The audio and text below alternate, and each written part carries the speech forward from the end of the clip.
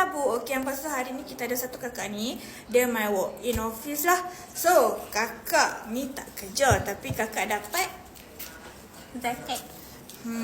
So hampa kalau hampa dapat zakat, bantuan JKM, bantuan sok-sok, pencen, batu mah, hampa pun boleh apply kalau hampa tak kerja lah. So kakak ni apply 2K hampa. So mari kita kira.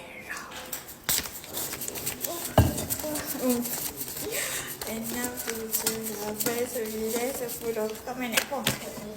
Main naik motor. Weng-weng ah. Nah, satu kira balik lah. 2K.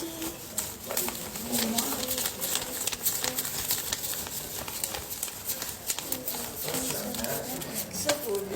Nak kira balik 2K.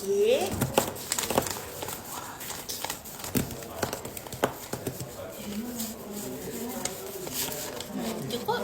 Okey, cukup. Ngam. Nyam. Bersih. Bersih. Okey, so tu saja untuk hampa. Kalau hampa pun nak apply loan macam kak ni, hampa tak kerja tapi hampa dapat bantuan JKM, sok-sok, zakat, pencen, batu mah, hampa boleh tekan Baby Rock. Okey, bye, hampa ada customer.